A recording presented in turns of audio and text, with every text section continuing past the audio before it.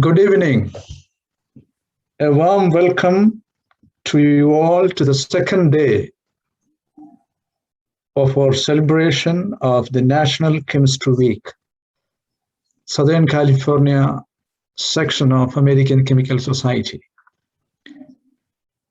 As you all know, many of you know, National Chemistry Week is celebrated to promote the public's understanding and appreciation of the role that chemistry plays in everyday life. The first National Chemistry Day was celebrated on November 6, 1987, and it was the result of the vision of a California chemist, Dr. George C. Pimentel, professor in the University of California, Berkeley, and he was ACS president in 1986. And the second day, today, we have Professor Stephen B. Cronin from the University of Southern California. Our secretary and treasurer, Ms. Barbara Belmont, will introduce our speaker. Barbara, please. Hello, everybody, and welcome. I want to introduce our speaker today. He's Stephen Burke Cronin, who is faculty in the Viterbi School of Engineering at University of Southern California. He's a professor of electrical and computer engineering and chemistry. I think that might mean that he probably does a lot of materials science where both chemistry and physics can claim domain. Stephen went to New York University and majored in physics, and then got his PhD at Massachusetts Institute of Technology. And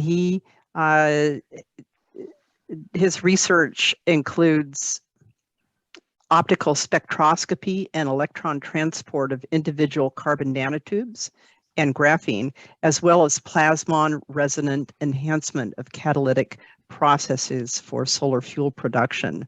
So Stephen's topic today is obviously going to be on solar fuels, photochemistry, and clean solar energy storage.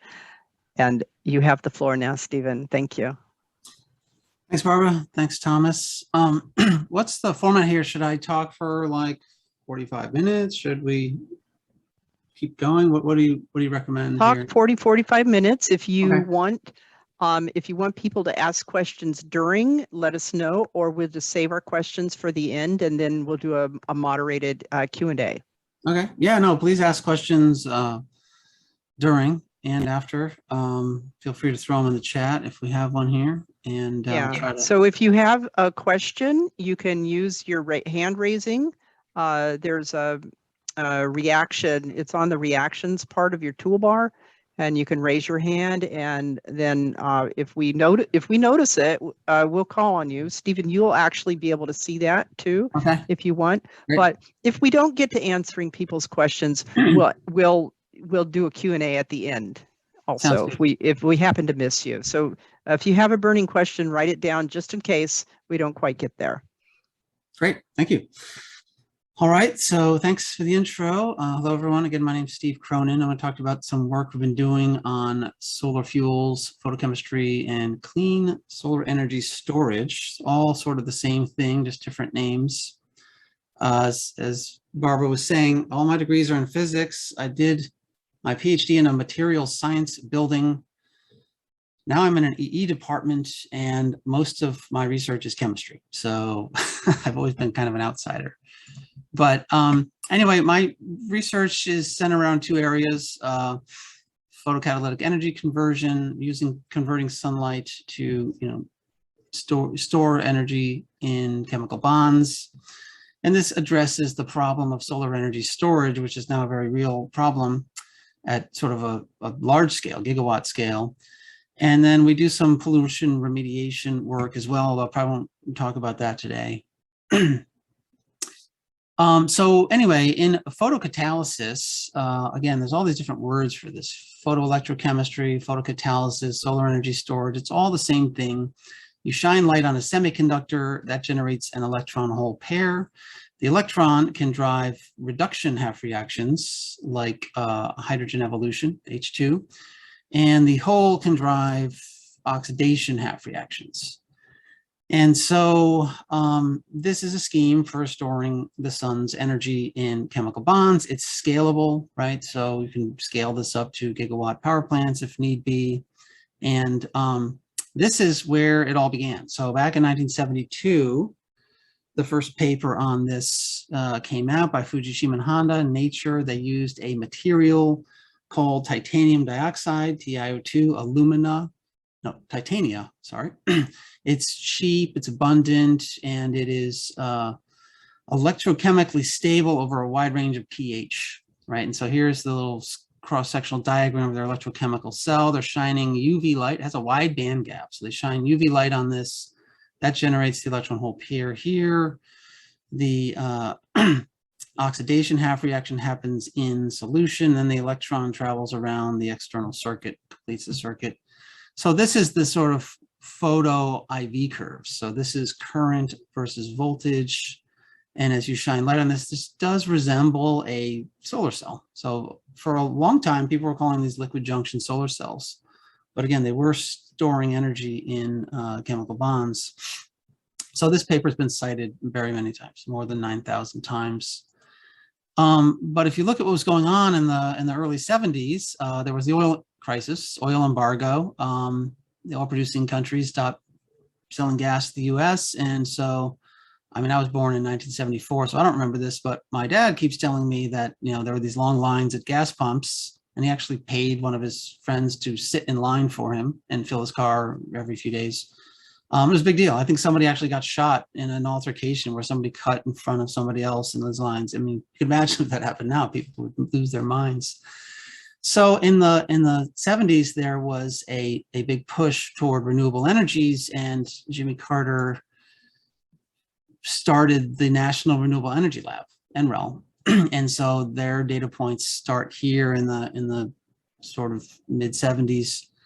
And they focus mainly on solar energy. So these are, I'll come back to this later, but these are the best solar cell efficiencies. So, you know, photovoltaics, not photochemistry. And they start out, you know, pretty low, and they got better and better and better. So all of these data points are measured at NREL. So, you know, they don't have to necessarily trust each individual group. And each one of these data points represents a really big deal for that group, right? To get the world record number for that year is always a big deal. And here are some newer technologies like organic photovoltaics that are increasing a lot faster. These ones are the silicon ones that have been around forever.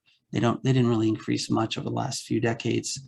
But the point I want to mention here is a lot of resources went into developing solar cells and not so much in photochemistry. So the way it was explained to me in 1980, Ronald Reagan came into office and made gas 80 cents a gallon, and then it was what energy crisis up until more recently. And then you started to see a lot more activity, you know, after the inconvenient truth and a lot of public awareness of, you know, the global energy crisis. And so there's been now a huge resurgence in this field. And so if you go back to this Fujishima and Honda paper, for decades, a vast majority of the work in this area was just done with TiO2 doing very similar types of work. And you know, meanwhile, you know, the materials and understanding of photovoltaic solar cells got much, much better.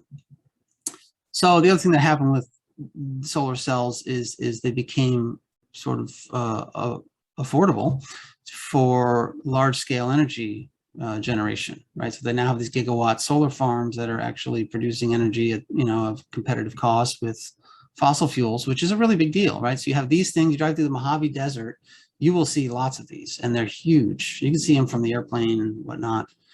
And this is something like I grew up in the 80s where they, you know, solar cells were tiny little devices on calculators that only required, you know, a few tens of microwatts of power. And now there's gigawatts. And I like to remind my students of the movie Back to the Future, where the disgraced nuclear physicists were shrieking throughout the movie, 1.1 gigawatts of energy, like it was, or power, like it was this astronomically high number, and they need to get this lightning and all that. So it's a lot of power. So this is a really big deal, and this sort of happened recently. There was not, so there were not solar farms 10 or 15 years ago. They really have come into their own very recently. And so there are these press releases. So Germany was sort of first to adopt this on a wide scale. And this is a rather old, maybe it came out around 2015 or so. This was their world record. This was a world record solar output for any country at the time. It was 22 gigawatts. And what it shows here is that's great at noon, but at 8 p.m. when you're all home with every single light in the house on, you're charging your car and you're doing 5 loads of laundry, that's when you need your power. So there's this lag. And, you know, in this press release, they did say, you know, this amount of power was equivalent or displacing, you know, 32 tons of oil equivalent or 8 nuclear reactors. But the truth is you can't really ramp up and down these reactors on the time scale of 8 hours. So in fact, this solar energy that we're getting here at noon is not sort of relieving or reducing our you know, reliance on these fossil fuels and nuclear power. And so that's where the idea of solar energy storage comes in. There's a real need to learn how to store some of this energy on the gigawatt scale to use later at night. And the same is true for, you know, wind power as well, which drops to 0 twice a day. So anyway, back to this little schematic diagram here. This is TiO2. It has a band gap of 3.2 EV, electron volts. That means you need to shine a photon on here with an energy that's at least 3.2 EV. So that's a UV photon, you know, 400 nanometers or so. And so actually you can see it here. So this is the absorption, this red line is the absorption of TiO2. It's a pretty sharp cutoff around 400. And this is superimposed over the solar spectrum, which shows here it only captures about 4% of the solar spectrum. So on its own, it's not going to be very efficient. But again, this material was cheap and abundant, and it was electrochemically stable over a wide range of pH. But nevertheless, that's what we all started with, TiO2. And this just shows, again, the electron, the photoinduced electron can drive a reduction half reaction. The photoinduced hole can drive an oxidation half reaction. Here's a diagram you often see plotted. This is the conduction and valence bands of the semiconductor, TiO2, plotted together with the redox potentials of the hydrogen evolution reaction and the oxygen evolution reaction. The difference here is 1.23 volts. And so anyway, you can see that there's a lot of extra power or energy needed here to generate that photon, then split the water. So we were hoping when we joined this field in 2011 to see how can we improve this. So this is how we first, you know, repeated the work of Fujijima and Hana. We started out with TiO2 as well. We shine UV light on it. This is a schematic diagram of our photoelectrochemical setup. This is a 3-terminal potentiostat where you shine light on the working electrode. There's a counter electrode, usually of graphite, and then there's a reference electrode. And what you measure here is the photocurrent. And so the photocurrent gives you a good measure of the reaction rate, because every 2 electrons that travels around the circuit here corresponds to 1 hydrogen molecule, right? So yeah, 2 electrons per hydrogen molecule. And this is our photocurrent as a function of reference potential. With visible light, we see no detectable photocurrent. If we go up to UV light, we see a nice healthy photocurrent, 2 milliamps, pretty good. And anyway, so that's basically reproduced what had been done in the early 1970s. Another thing we can do here, so we seal our electrochemical cell, and then we can bubble in some argon gas on this side, and we can sample the residual gas in the headspace here. And sure enough, when we measure this with a mass spectrometer, when we turn the light on, we get a 3-order magnitude jump in our hydrogen signal. So the question then was, can we improve the efficiency of this process by introducing plasmonic nanoparticles?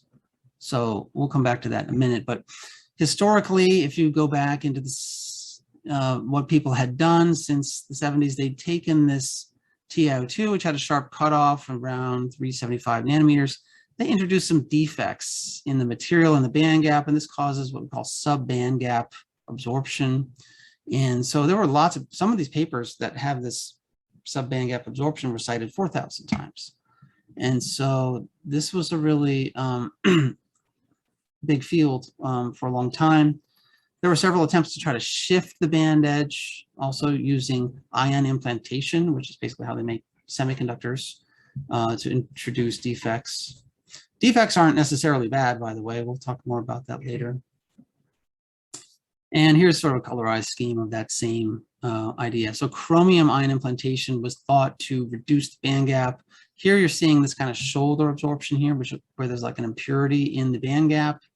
Here's an actual narrowing of the band gap.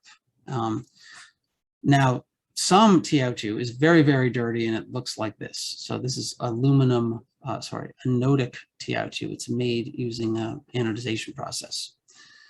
Basically take a titanium foil and electrochemically oxidize it. So anyway, where did I want to go with this? So we started working in this field of plasmonics. And again, we got into the field around 2011, 2010. And the idea was to integrate strongly plasmonic nanoparticles with strongly catalytic materials to drive reactions at an accelerated rate, or drive new reactions that weren't possible before. And so when you have a metal, there's only a few nanoparticles or metals that this works. So gold, a lot of noble metals like gold, silver, copper. These are plasmonic metals, and when they're smaller than the wavelength of light, like 50 nanometers or 25 nanometers, and you shine light in the visible range, you can hit a resonance, and the local electric fields produced on the surface can be 1,000 times higher than the incident electric fields, and really immense amounts of plasmonic charge sloshing back and forth in here. And so these have been used for a lot of different applications, and our thought was to then use it for solar photochemistry. So here's our first foray into this. You can buy these things. So this this red solution is called Colloidal Gold. It's just a series of, or a solution of 25 nanometer nanoparticles. These are all gold. They're all about the same size, and they're in solution, and they appear reddish. And they appear red because they absorb very strongly in the green. So this is the absorption spectrum of these nanoparticles. It's very well aligned with our 532 nanometer laser. So we have a very bright green laser that we did a lot of our early work on. And so, again, the idea was by irradiating these nanoparticles at their plasma resonant frequency, we could generate an immense amount of charge and intense fields that could hopefully be used to drive the catalytic reaction at an accelerated rate. And so a lot of work has predated this in the field of plasmonics. And so people have made nanoparticles with different sizes that span the entire visible wavelength range.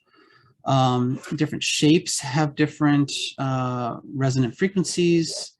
There's, coupled nanoparticles where they're nearly touching, separated by just a nanogap, and so on. So yeah, here you can see as you bring these two nanoparticles closer together, the electric field gets brighter and brighter in between. And so you can kind of see that happening here, where they're just a few nanometers apart, you get really intense electric field enhancement. So we moved away from working on these beautifully monodispersed nanoparticles, and we started working with what I call a poor man's plasmonic film. If you deposit 5 nanometers of gold in an electron beam evaporator, which they have in most clean rooms, you don't get a continuous film. You get this thing. So the light gray regions are gold, and all the dark space is the space in between. And these are actually really strongly plasmonic, and they've been used for surface enhanced spectroscopy since the 70s as well. And it has this, it appears kind of greenish. You have this broad absorption here in the between 500 and 800 nanometers. And then when you anneal this thing, you heat it up for, a hot plate for at 600 C for an hour, half an hour. All of these islands sort of wick up and they form spheres. And the spheres are, very monodispersed, and they're not really dominated by nanogaps. And so the film turns reddish, and you can see that here again, that resonance that we saw before around 530 nanometers pops out. It's the same exact film, it's just measured before and after annealing. So here was our idea, concept diagram. This is actually the first grant that I think I ever got. We had the existing problem of solar photochemistry, which is we're all using TiO2, and on a good day, it only absorbs 4% of the solar spectrum. And we wanted to then take and even tailor the size, shape, and separation of these nanoparticles to match the solar spectrum. That's kind of what's shown here, is a series of different nanoparticles that would absorb over the whole solar spectrum, and that somehow that energy and charge could be utilized to drive chemistry on this TiO2 material, which was thought to be sort of magical back in the day. It turns out there's a lot of other materials that are better, at least for charge transfer. There's a lot of different steps in this process that we'll get into here. So here's the actual result. So when we built this thing and we deposited gold nanoparticles on it, this is TiO2 with and without gold nanoparticles. You can see with visible light, 532 nanometers, we get a little bit of photocurrent. So we turn the laser on and off. We get about 3 microamps, not much current. Without gold, with gold, we get about a 5-fold increase in the photocurrent. And we go out to 633, there's really no detectable photocurrent. It's about half, that photon is about half the energy of the band gap of the material. But we can actually see a pretty well-defined photocurrent at that energy, or that wavelength. So we claimed here, based on the sort of signal to noise ratio, an enhancement factor of 66-fold. Again, I should point out, these are microamps. So even though the enhancement factors here are very large, the overall photoconversion efficiencies are pretty bad. But nevertheless, this made a pretty big splash, and there's a lot of follow-on work. Now, what's interesting is if you then go to the UV, which is above the band gap of the material, do the same experiment, now the samples with gold are worse, 4 times worse than the bare TiO2, and in, well, we already showed the visible. And the reason is the gold is now covering most of, 75 or 80% of the surface area. So you're now reducing your total amount of TiO2 that's actually in contact with the solution. But even based on that, we get a net enhancement in the visible range because of this plasmon resonant enhancement. So here just shows we can also vary that potential that we applied here under UV and visible light. Again, we get a reduction in the photocurrent with the gold nanoparticles in the UV, and we get an increase in the visible range over the whole voltage range.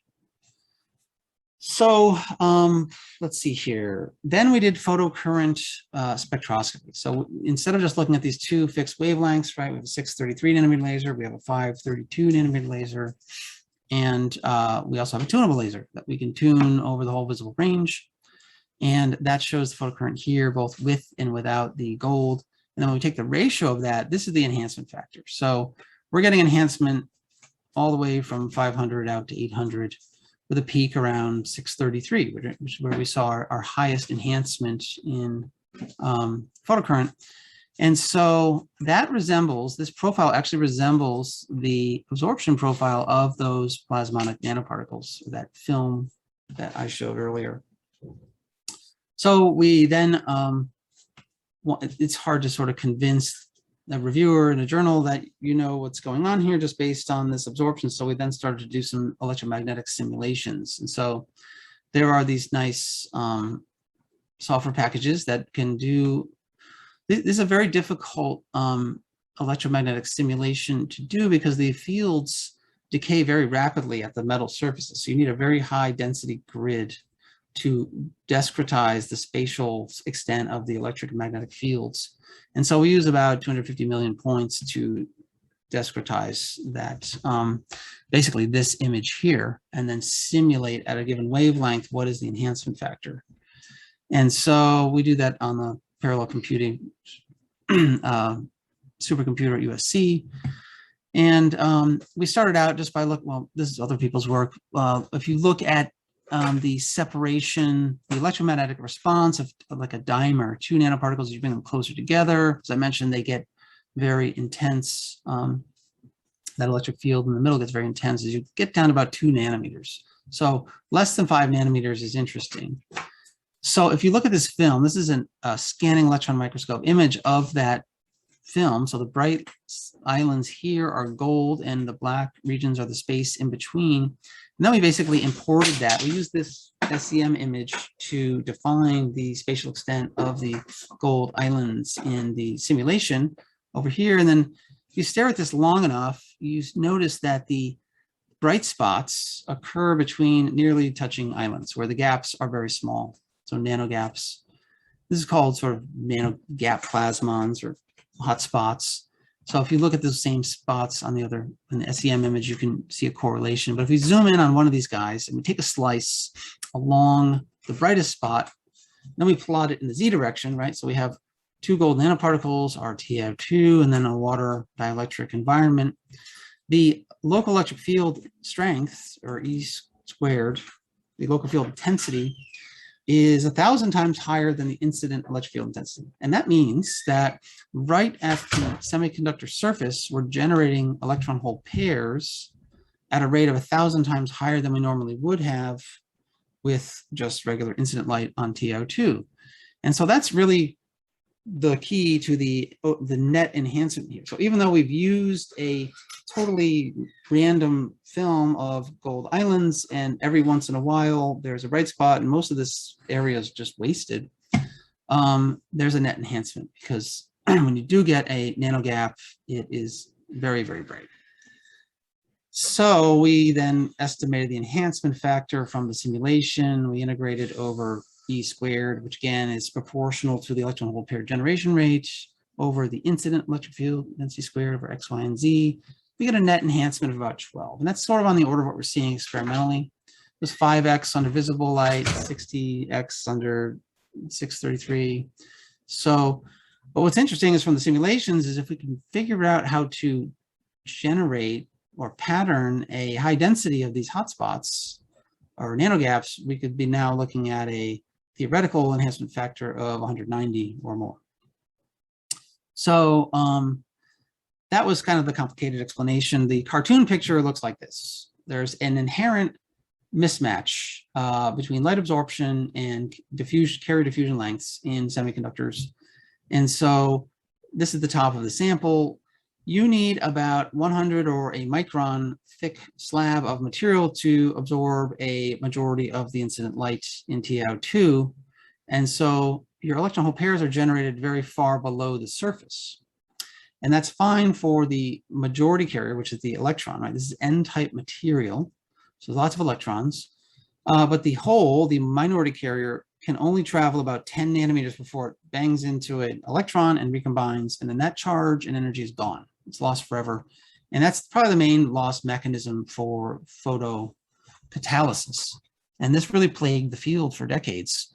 And so a vast majority of the energy and charge you're generating is never going to make it to the surface. And what happens here is with these gold nanoparticles, now we're generating basically all of our electron hole pairs right at the surface, well within this minority carrier diffusion length. And so we get this nice enhancement in the photo conversion efficiencies.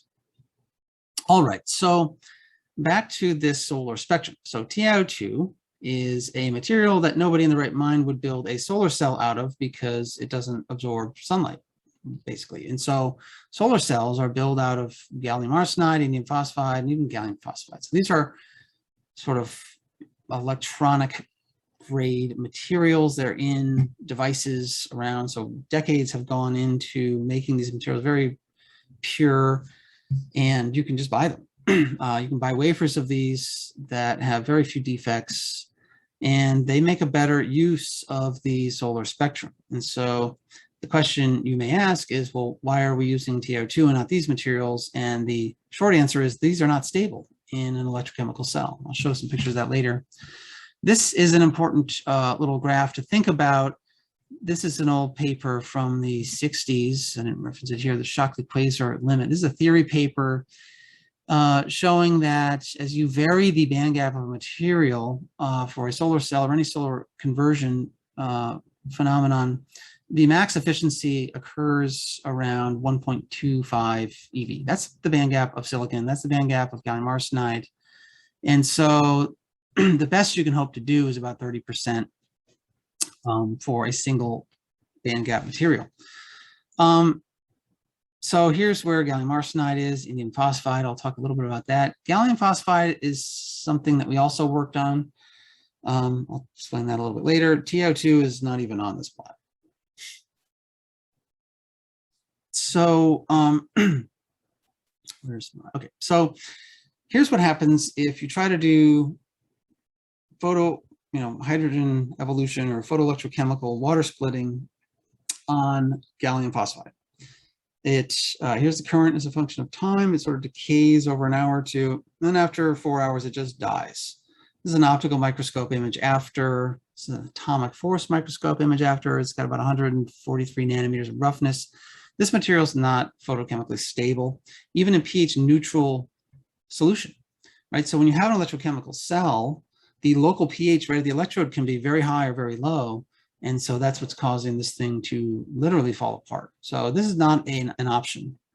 Now, what people found in I think around 2014, Paul McIntyre, this guy, 2011, he's at Stanford. He found that if you deposit a very thin film of TiO2 using atomic layer deposition, which most universities have an atomic layer deposition tool, and it's pretty easy to use, a turnkey system. You deposit 5 or 10 nanometers of TiO2, that keeps the underlying semiconductor safe. It basically protects it without destroying the photoconversion efficiency.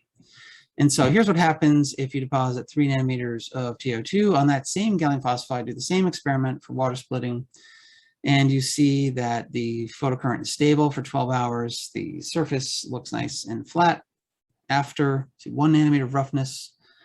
And again, this is a gallium phosphide wafer that was purchased off the shelf, and we did one processing step. We added 3 nanometers of TiO2.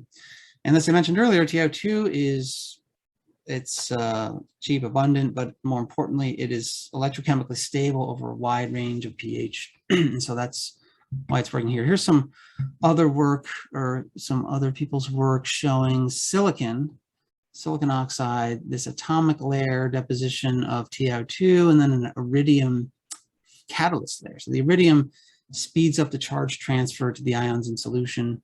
And so this shows that it was very stable. This is that first paper by Paul McIntyre. And then another group at Caltech, Nate Lewis's group, showed this a couple of years later. Same deals, silicon and TiO2. I think they claimed to have invented this independently. They hadn't seen the other work. And they literally forgot to anneal the TiO2. And that was another thing. So if this TiO2 is crystalline, it doesn't work. It's just a wide bandgap insulator. If it's amorphous, meaning it doesn't have any real crystal order, it's conducting and it works really well. And so they were able to make some very nice looking photoelectrochemical cells using this approach. So actually, this is interesting. They did 100 hours, and their little claim here is this glitch is when their solar simulator light bulb died and they had to replace it. So their sample outlasted their solar simulator. So we were working on gallium phosphide for a number of reasons. It has a very high conduction band. I don't think I have a plot of it right now, but anyway, this shows a typical photo IV curve. Now the current density is plotted in the negative direction because it's a reduction half reaction, it's just kind of convention. This is the hydrogen evolution. And so this is the bare gallium phosphide is in blue. And the pink gallium arsenide has 10 nanometers of TiO2 and then 5 nanometers in 3. So they have different thicknesses. And so we get a shift in what we call the onset potential of a half a volt, which is very large in electrochemistry. And so this was a surprise to me early on, because I always thought, okay, if you put a wide band gap insulator on top of a beautiful 3.5 semiconductor, it'll probably get worse, but at least it'll be photochemically stable. It actually got better. And so there's a few reasons why it can get better. If you plot the decrease in the overpotential here as a function of TiO2 thickness, it sort of increases monotonically. Interestingly, if you put down 20 nanometers of TiO2, at least with our setup, it becomes crystalline and then it doesn't work at all. So there's this sort of window here where you have amorphous material that works rather nicely. So here's an energy band diagram that shows some of the charge transfer processes. And now this is to be taken with a grain with salt, because the gallium phosphide has this conduction and valence bands that lie at these energies with respect to water splitting, and then 0 is the hydrogen evolution half reaction. So that electron in the that you photoexcite in gallium phosphide is likely going to drop down into the TiO2 conduction band, and then that half a volt is lost. So you're already losing a half a volt here, possibly. So again, another reason why this shouldn't work as well as it does. And so it turns out there's 2 or 3 mechanisms of enhancement here that I'll talk about. One is the TiO2 that we're depositing is inherently N-type. So TiO2 notoriously has oxygen vacancies, and that makes it N-type. And we're putting this on a P-type gallium phosphide substrate, so that creates a PN junction that does a very good job of splitting charge, separating the photoexcited electron hole pair so they don't recombine. And so that provides a mechanism of enhancement. And so we estimate the built-in voltage associated with that PN junction. It works just like a photovoltaic solar cell. It can be up to a half a volt if you just calculate how much electrostatic potential drops across that PN junction. So this is, I'm reaching into my sort of EE background knowledge here, applying it to photovoltaics or photocatalysis. So a lot of what we know about making good solar cells can actually be applied to making a good photocatalyst. It's a lot of the same, the things that make a solar cell a good solar cell or a good photovoltaic material are also make the photocatalyst a good photocatalytic material. So we then said, hey, what about these gold nanoparticles? Can we now go back and add those to see if we can improve the photo conversion efficiency even more? The short answer is yes. The longer answer is only if it's very, very thin TiO2. So again, this is photocurrent on the negative y-axis because it's a reduction half reaction. This is the potential of the electrode. And blue is, so we want the highest negative number at the lowest potential. And so blue looks bad. That's the bare gallium phosphide. The red curve is a half a nanometer of TiO2, which is not even a continuous film of TiO2. And then we add this thin 5 nanometer plasmonic film of gold. And then with these other films, 1 nanometer TiO2, 3 nanometers, and so forth, they're a little better than the bare gallium arsenide, but they're not half a volt, right? So it turns out that we got lucky. When we first did this on TiO2, this plasmonic enhancement approach works really well if you have a crappy material. If you have a pretty good photovoltaic material, it's hard to make it better because those minority carrier diffusion lengths are much longer. And so here's a cross-section of our electromagnetic simulation showing that for a half a nanometer of TiO2, which again isn't even really a continuous film, but if it were, this is what it would look like theoretically. Those localized plasmonic fields are barely penetrating into the actively absorbing gallium phosphide, whereas for 3 nanometers of TiO2, they're not coming anywhere near the gallium phosphide. So this is the our theory plot showing that we should get the most enhancement for 0.5 nanometer of TiO2. So anyway, that's where we left off on the, the one more piece of the puzzle. So we talked about the photovoltaic PN junction here. Another way to plot these is by taking a log linear plot. Then you can really see this shift in the onset potential. It doesn't look so hot here because these have such a slow onset potential. But if you take a log linear plot, you can really see that there's a large shift in the onset potential, and that's important. Then we shifted over to gallium arsenide, right? So gallium arsenide is more suitable. The band gap is better suited to solar energy utilization. Basically, all of the photons that lie at wavelengths shorter than 500 nanometers can be utilized for gallium phosphide, but all of these guys, basically the whole visible range, can be used in gallium arsenide. So we should get much higher photocurrents using gallium arsenide, and we wanted to use the same trick of passivating the surface or protecting the surface with this TiO2 material. So here's gallium arsenide, bare gallium arsenide. Not so great. Actually, now it's important to note the current densities are much higher now. Now we're talking about milliamps per square centimeter, whereas before with gallium phosphide, we were looking at, what were we looking at? Well, single digits milliamps per square centimeter. Now they're tens of milliamps. So anyway, you can see that it's pretty flat over this whole range. And then when we deposit just 1 nanometer of TiO2, this thing gets way better, surprisingly better. And at zero, at a potential of 0, we get a 32-fold enhancement in the photoconversion efficiency. And again, when you take a log plot of this, it's a clear shift in the onset potential of 0.5 volt, which again is a large amount for any electrochemical process. So if you go thicker, it gets worse and it gets worse. And it turns out that when you deposit this TiO2 on these different 3,5 materials, it nucleates differently. It's not exactly the same material. So basically what happens here on gallium arsenide is it first etches the native oxide, and then it forms a very defective layer. Remember I mentioned defects aren't necessarily bad. And it turns out this 1 nanometer film of TiO2 is just loaded with defects that serve as catalytically active sites. So again, this shows that we zoom in on this region here. This shows that that shift in the onset potential of 0.5 volt. And so now we scratched our head for a long time before we sort of understood this, and we were looking at this energy band diagram. So this shows the oxygen evolution, and hydrogen evolution is at 0 potential here. And then the conduction valence bands of gallium arsenide, gallium phosphide, and then TiO2. I've also plotted the CO2 reduction half reactions because we started doing some of that a little bit later.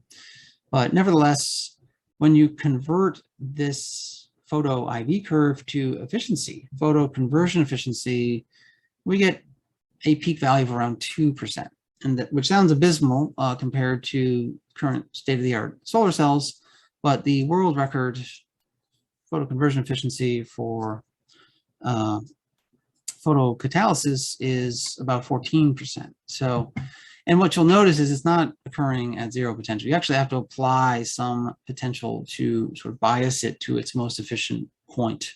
So anyway, but the point I want to the point I want to make here is we haven't done very much. We took a gallium arsenide wafer off the shelf and we did one thing to it. We deposited 1 nanometer of TiO2, which is a pretty easy thing to do. And we're already getting 2%. Now this is to be compared to a lot of that early work on TiO2. It was very inefficient, less than 1%. So anyway, we were pretty happy with this.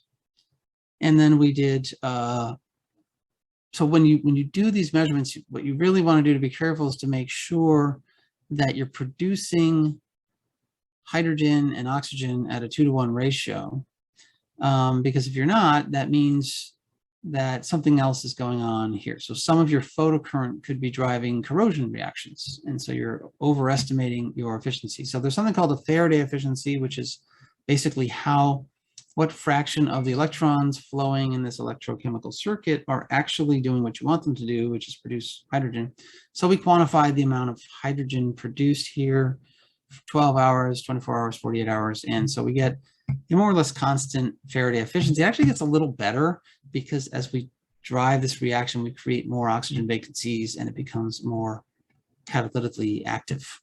So here's our hydrogen yields over time. They're linear. What happens is when the material falls apart is these aren't sustained. You get a high yield initially, and then it falls off on some kind of sublinear slope like that.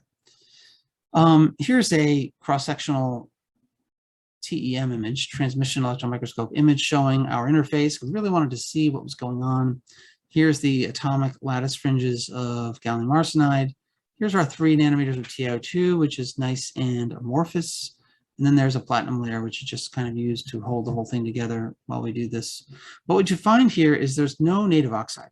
So what the precursors we were using to make this TiO2 in the atomic layer deposition was titanium tetrachloride.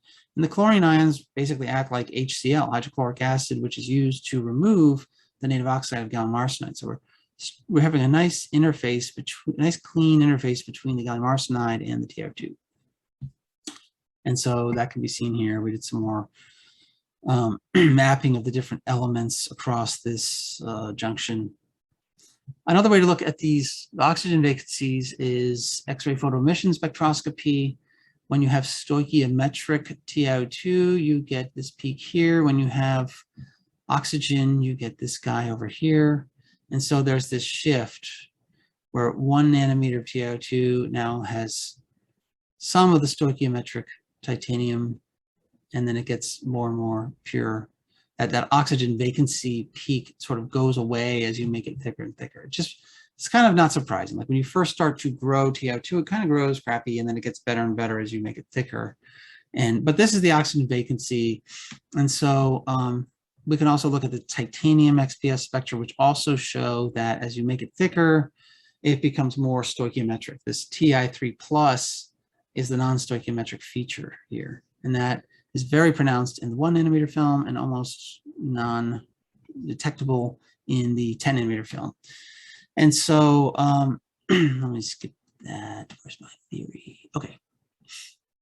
Yeah, and here's the photocatalysis. This is photoluminescent spectra as well. Gives some insight into the role these defects play. It just shows that the more defects we have here, the faster the charge transfer. So basically what happens is the defects trap the reactants. So they trap either water or OH or hydrogen ions that can then, when the electrons come to the surface, they can be transferred to the ions in solution more efficiently, whereas nothing else really, the rest of the surface is more or less inert, nothing binds to it. So for a catalytically active site, you want something that binds the reactants and kicks off the products, and that's what this oxygen vacancy site does. So that's sort of an atomistic picture of what this quote unquote catalyst does. And that's why TiO2 is so popular for so long, because it's photoelectrochemically stable, it's a semiconductor, and it has this catalytic property of transferring charge to the ions that most other semiconductors don't have. So anyway, I mentioned NREL earlier. They pushed pretty hard on this. There's a guy, John Turner, who recently retired. It's interesting, all these guys who were hired in the 70s to do photoelectrochemistry are now retiring. But he grew a complicated structure which had a buried PN junction, so gallium arsenide. So it's called a tandem junction photoelectrochemical cell. It's got 2 band gaps. So it's got a gallium arsenide buried junction, and then that's a more wide band gap gallium indium phosphide junction. And so this forms a junction with the solution. So this is a liquid junction solar cell, and then there's a connection between them, ohmic contact, and then this one just provides a photovoltaic voltage on this outer guy. And what they're really trying to achieve was unassisted water splitting. So that thing I showed before was 2%, but we had to apply a little bit of external potential to get us there. So this is their photocurrent density as a function of potential in a 2-terminal electrochemical cell. This guy shows that you need to apply -1 volt to bias the top layer. That's this layer only. And then this shift of 1 volt is provided by the underlying gallium arsenide solar cell. So this is very hard to grow. They use molecular beam epitaxy to grow this. Not cheap, not off the shelf stuff. And anyway, they were able to achieve 12% photoconversion efficiency in 1998. And there's beautiful videos of this. They did this demonstration where you hook up the external wire, the thing starts bubbling, you can really see the hydrogen being produced, but it wasn't photoelectrochemically stable. So this thing fell apart in a matter of tens of minutes. But nevertheless, they were able to achieve a pretty high photoconversion efficiency with this approach. Let's see, let me check the time here.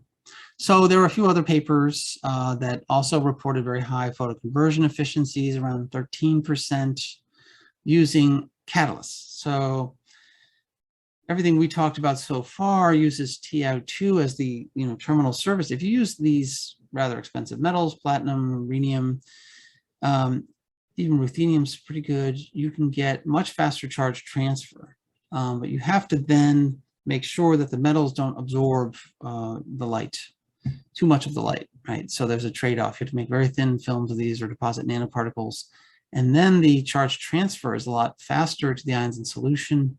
And you can achieve, 13% or so photoconversion efficiency.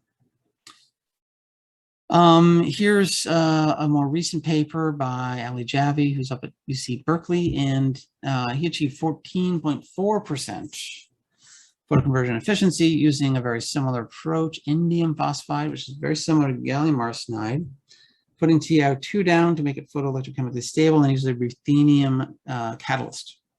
So just 2 nanometers for the ruthenium, so it doesn't absorb much light. And then they use this texturing of the surface. They call these nanopillars.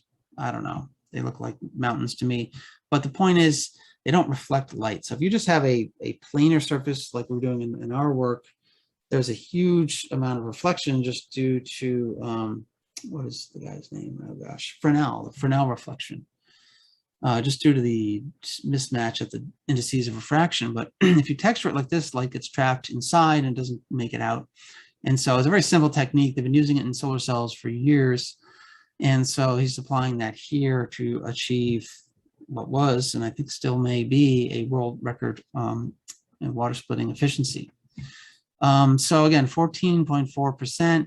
This shows what the nanopillars look like versus planar indium phosphide, which is shiny. So if it's shiny, it's obviously reflecting light. And so the reflectance is much higher in the planar geometry. So that nanotexturing is one trick you can play. It's used in silicon solar cells. It's called black silicon or silicon black. It's pretty well established. And so here you can see the current densities as a function of time for the planar geometry, and then the nanopillars.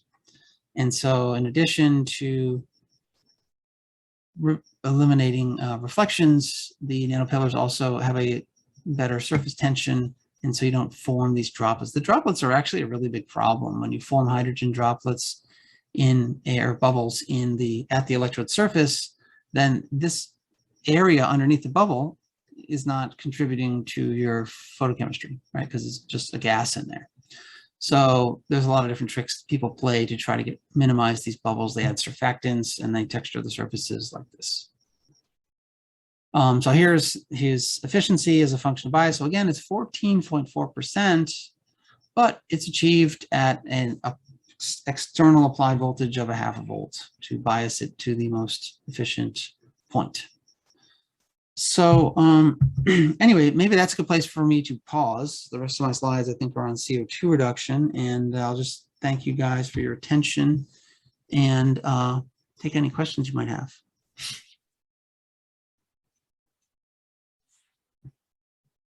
Thank you, Stephen. If you have questions, audience, use the reactions feature to raise your hand, and then we'll call on you as we see you raise your hand. Stephen, I had a question as you were talking about the early work that you're doing with the gold nanoparticles. Mhm. And I think you answered it just a little bit later, because the surface of what you were showing looked really kind of irregular. And my question was, well, what would happen if you gold sputtered instead of nanoparticled? But I think you answered it later that said if you did like put a vapor deposition film on, that you would get more efficiency. Was my understanding correct? Let me just see if I know which one you were talking about here that looked irregular. It was your first images. Yeah. So yeah, these are pretty messy. So we deposit these using electron beam lithography evaporation. So you have a big vacuum chamber, a big bell jar, and you fire an electron beam at it to heat it up, really. The other way to do it would be to sputter. If you sputter deposited, you would get a much more uniform coating. You wouldn't get the nanogaps. Okay, and you need the nanogaps. You need the nanogaps, and so it's pretty counterintuitive here and not obvious that when you deposit metals in a vacuum, they do have some surface mobility. They move around and they form these islands, and they minimize the total energy of the whole system. And so if you do this on, say, calcium fluoride, you won't get the same island pattern. And if you do this with silver, it has a different sort of percolation threshold. So the islands look very different depending on which metal you have. And so the way you deposit them is really important. Sputter deposition is very uniform. And so sometimes that's what you want. But here we're really making use of the nanogaps. So the fact that this is irregular is very helpful. And again, we didn't invent this. People have been using this for surface enhanced Raman spectroscopy for, 20 or 30 years. Mm-hmm. Yeah, that's a good question. Have you seen any advances that in your line of work that will help us move forward in solar efficiency? Yeah. So I think my conclusion slide, the main takeaway here, I think, is, this is a very specific talk, usually mostly reviewing my work. But I would say over the last 10 years, there's been a huge resurgence in this field. So if you go back 10 years, 99% of the papers were on TiO2 for 30 years, back to the 70s. So over the last 10 years, that's all changed. And the two largest areas of advancement, I think, are the exploration of this plasmon resonant phenomenon. And again, I'm not alone in this. And this TiO2 coated semiconductor photocatalysis. So if you go up the road to Caltech, where they have JCAP, the Joint Center for Advanced Photosynthesis, it was an $80 million solar fuel hub that the DOE funded. That's what they're doing. I mean, they're really betting on this as something that could be brought to market. Now, to get the whole system to work is tricky. Like I said, you've got to get the reflections down. You got to texture the surface. You probably have to have two different materials with two different band gaps. It's a lot of engineering that goes into that. That's hard to do if you're a single research group. But yeah, I think it's catching up to solar cells, and we'll get there very soon. And I think that one of the main enabling advances over the last 10 years is this TiO2 coating. And there's other materials like aluminum oxide that work as well, but TiO2 is kind of the preferred material. Is the issue with solar still, though, storage for night use? I think that's the main thing. Certainly, it's paying for itself, and in terms of efficiency and cost, which is really nice to see. But the storage is a huge component, and so there's other folks working on gigawatt batteries, right? Huge grid scale batteries that could be utilized. It's just batteries are just very expensive. Lithium ion batteries, if you scale them up, they cost tens or hundreds of millions of dollars a piece, and it's not scalable at this point. But if you make it out of, say, a potassium battery or a sodium battery, and you can get the same performance, then that's viable. Yeah, so there's a lot of different strategies being looked at here for storage. I think it's a pretty big problem right now. See that Thomas has his hand up. Yep. Okay, Steve, it's a very stimulative talk. Very good. Just a key question. You mentioned about the CO2 reduction. Yeah. Yeah, and how efficient was it? How was the conversion? And okay, so hydrocarbons. So we were converting it to hydrocarbons. There's to methanol. That's what I was, CO2 to methanol, as you mentioned. So we use a here's the efficiency. When we did this in water, this is a Faraday efficiency. So this is not the overall efficiency. This is how many of the electrons are doing what we want them.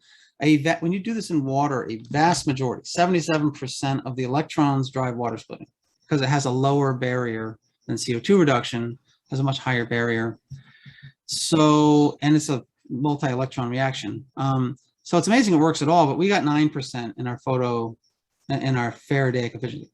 Then we switched to a non-aqueous solution. So we used an ionic liquid. We got rid of the water. There's still some residual water in the ionic liquid, but we got about 90% efficiency after that. So I think CO2 reduction is totally viable, but you have to get rid of the water because water has such a low energy compared to CO2. I'm still totally blown away that CO2 reduction works at all. I mean, it's like we were getting methane. So that's a mixture, right? Yeah, basically you get a mixture. Yeah. Which is I think a 6 electron process. I mean, it's unfathomable that many steps can happen and not get lost along the way. And again, it has to do with those catalytic surfaces, which trap the reactants and the intermediates, and then they release the product. It's pretty magical. And I think there's a lot that still needs to be learned about the magic that goes on the atomistic level on those catalytic surfaces. Right. So it's really wide open. That's why I love this field. I was working in the field for 2 days and I was already asking questions that nobody had answers to. Very different from physics. Thank you, Steve. Thank you. Thank you very much, Stephen, for joining us and giving us this talk. I'm so fascinated with electrochemistry. I don't know enough about it, and maybe that's why I'm fascinated, but I'm always looking at this stuff and thinking, oh, that's just fascinating. And I'm from the analytical chemistry point of view. So thank you for sharing your research with us. Steve. Thank you all. Have a good one. Good night. Yes, thank you. Thank you for coming, everybody.